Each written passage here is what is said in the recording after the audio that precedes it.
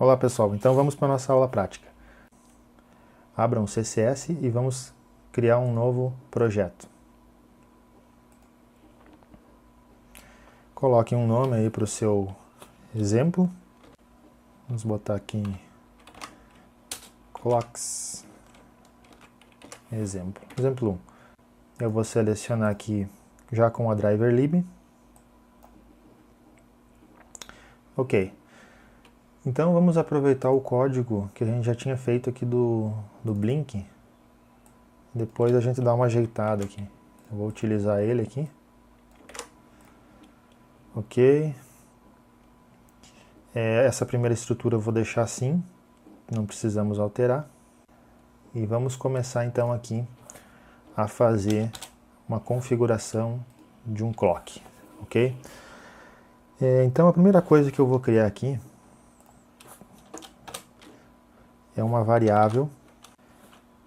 Vamos botar aqui atual mclk. Ok. Para nós fazer a leitura do nosso master clock. Tá? Então nós vamos fazer, o que nós vamos fazer aqui? Nós vamos ver como que é inicialmente o valor do nosso master clock e depois nós vamos conferir qual que seria o valor dele depois de alterado. Ok? Antes de nós fazer qualquer configuração do nosso clock, vamos fazer essa leitura, tá? Então vocês colocam aqui, ó, vocês repetem, coloquem a nossa variável que nós criamos lá e vocês vão utilizar a função cs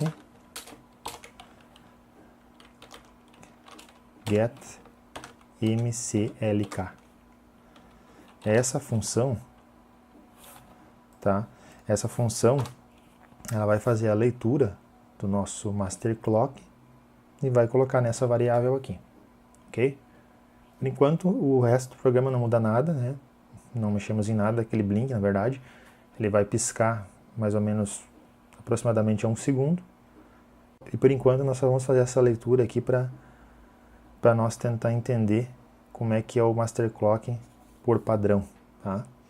Então, compile esse código. Certo, pessoal, código ok. Vamos fazer o debug. Muito bem. Antes de nós rodar aqui, vamos fazer duas coisinhas aqui, ó. Vamos colocar um breakpoint aqui, ó. Não pode ser aqui no while mesmo. Um breakpoint aqui. E eu vou copiar, vou selecionar a minha variável e vou adicionar nas expressões. Aqui. Caiu aqui, beleza. Então, vamos rodar o nosso código aqui. Então, vejam que quando eu rodei aqui, ele parou depois do nosso breakpoint. Vejam o valor da nossa variável.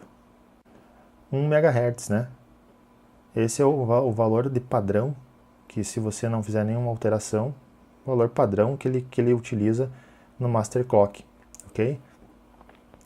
E por isso, pessoal, agora vocês devem entender que quando a gente utiliza essa instrução aqui, a delay cycles, e a gente passa como parâmetro o 1 segundo, vejam o valor que nós colocamos aqui. Mesmo valor, não é mesmo? 1 milhão.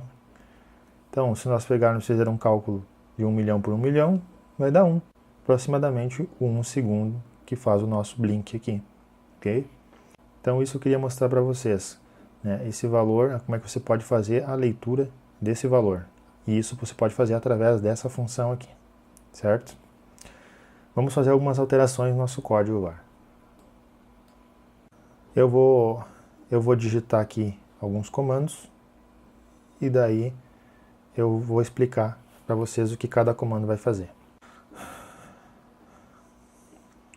Pessoal, voltando ao nosso código então aqui, vejam que eu digitei duas funções, tá? Essa aqui função, o que essa função faz aqui? Nós utilizamos essa função aqui para setar o DCO para 8 MHz, ok? E como é que eu sei que isso aqui é 8 MHz? Essa função setDCO frequency, né, que é a função padrão dele, e eu passo dois parâmetros, né? dois parâmetros relacionados a dois registradores, né? Esse aqui e este outro aqui, tá? E agora como é que você pode saber? Para isso, eu vou mostrar aqui um documento em PDF aqui. Vejam esse documento aqui então. Esse aqui é o guia do usuário referente ao MSP430 Driver Lib. Vocês podem encontrar ele na pasta de instalação e lá vocês procurem pelo MSP430ware Driver Lib e vocês têm a pastinha Docs. E lá vocês vão ter todos os dispositivos. No meu caso, como é o FR6989, vai ser esse guia aqui, ok? Então esse guia aqui é um guia bem completo, né? Tem, deixa eu ver aqui, 400 e tantas páginas. É tudo sobre a Driver Lib, né? As funções que você pode utilizar na configuração. Então, o que nos interessa aqui? Essa parte aqui, ó, Clock System. Vamos clicar aqui. Aqui vai ter uma pequena introdução, que a gente já falou, mais ou menos na parte mais teórica, tá? Dos clocks, os tipos de clocks e tal. Aqui nós temos as funções, tá? A nossa função aqui, ele tem uma breve descrição de cada função, tá? A nossa função é essa aqui, ó, Set DCO Frequency, onde eu passo os dois parâmetros. Vou clicar nela aqui, e aqui ele vai para uma tabela, que ele vai mostrar para vocês quais os valores, quais os parâmetros que vocês podem passar para essa função. Então vejam o seguinte, aqui embaixo nessa tabela, principalmente na segunda, ele já puxa lá do datasheet, ó. Então nem preciso olhar lá, ele já está dizendo aqui, ó. Ele diz as faixas de frequência que eu posso configurar, tá? 1 MHz, 2.67, 5.33 e assim por diante. Depende dos dois, depende da configuração desse registrador e desse registrador. Como eu quero 8 MHz, eu posso ir já para essa linha aqui. Vejam aqui que nessa linha aqui ele está me dizendo o seguinte: se eu configurar o primeiro registrador em High Frequency, ou seja, CS de Corcel 1, ok? CS de Corcel 1, e a segunda linha, CS de Corcel 3. O que eu vou ter? Eu vou ter 8 MHz, tá?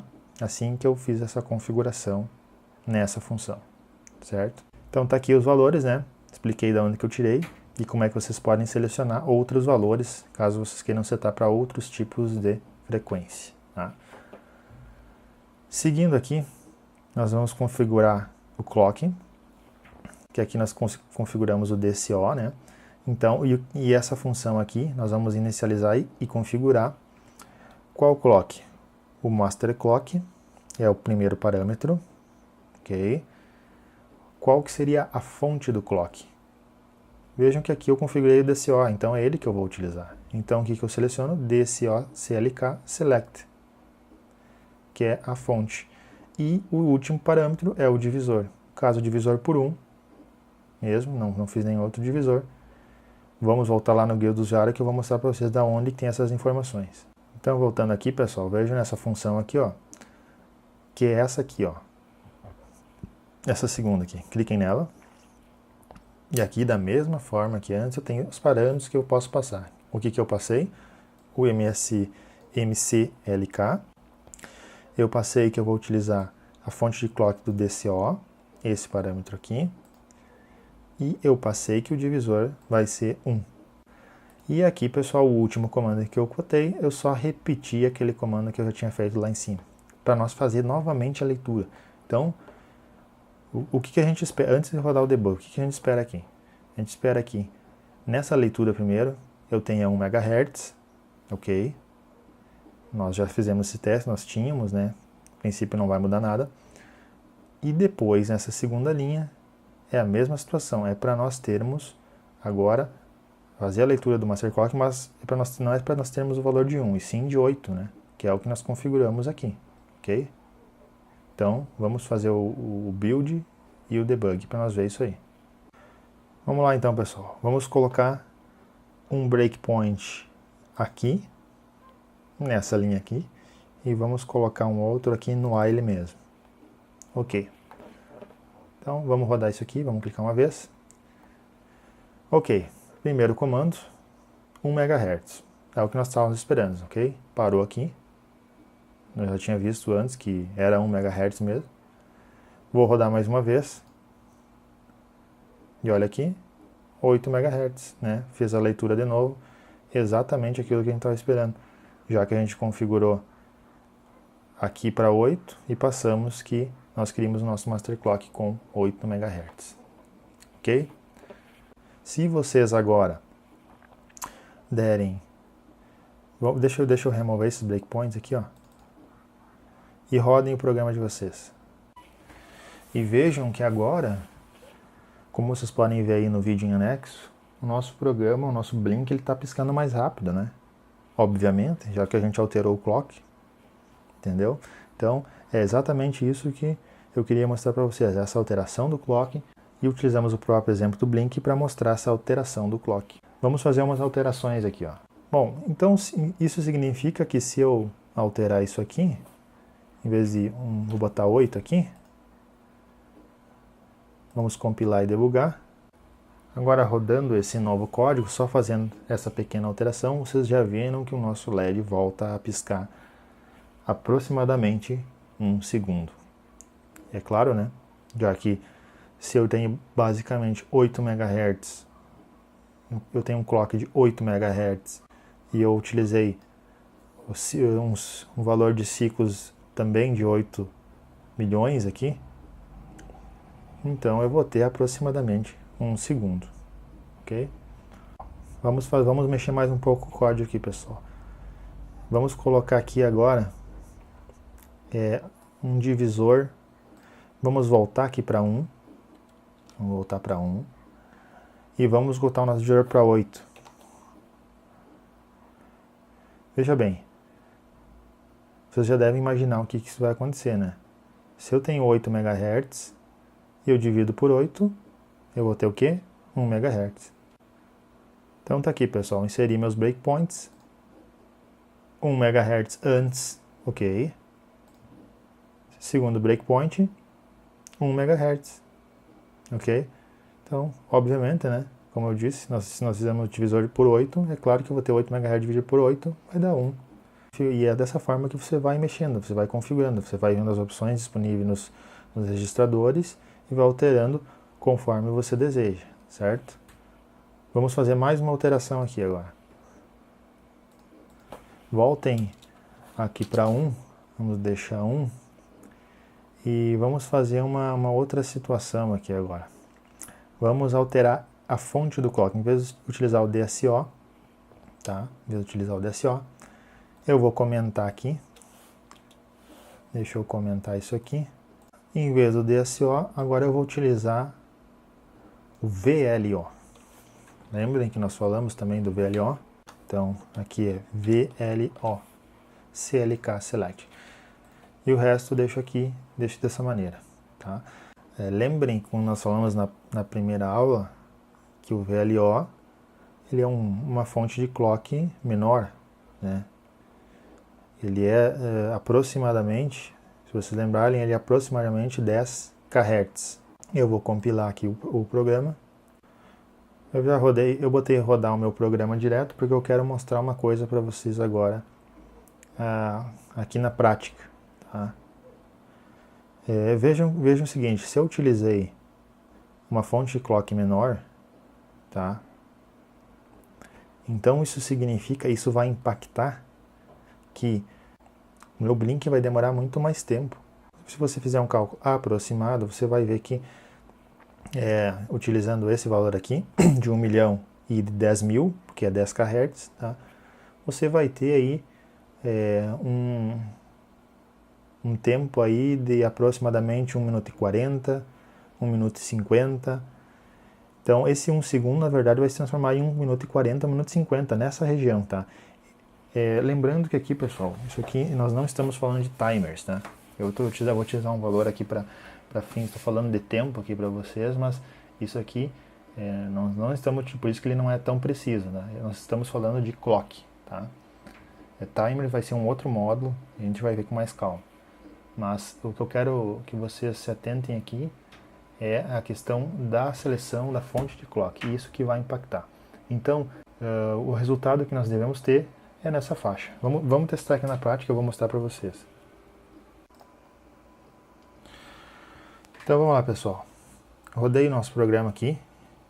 Eu coloquei inclusive um cronômetro aqui para nós ir dando uma acompanhada, tá? Segundo nossos cálculos, esse LED ele acendeu e ele, depois de aproximadamente 1 minuto e 40, 1 minuto e 50, nessa região por aí, ele tem que apagar, ok? Vou passar o vídeo para frente aqui para nós ver isso aí. Pessoal, então estamos chegando perto aqui do nosso tempo, né, aproximado.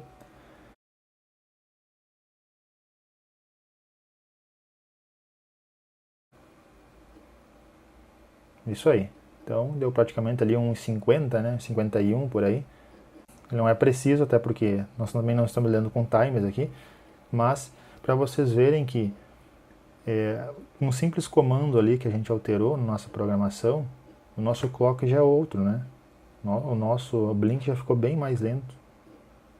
Ok? Então isso demonstra como vocês podem alterar as suas fontes de clock para utilizar nos seus programas, tá? Se eu esperasse aqui, vamos dizer que deu basicamente 1,50 ali, provavelmente então lá por 13h40 ele deve acender de novo.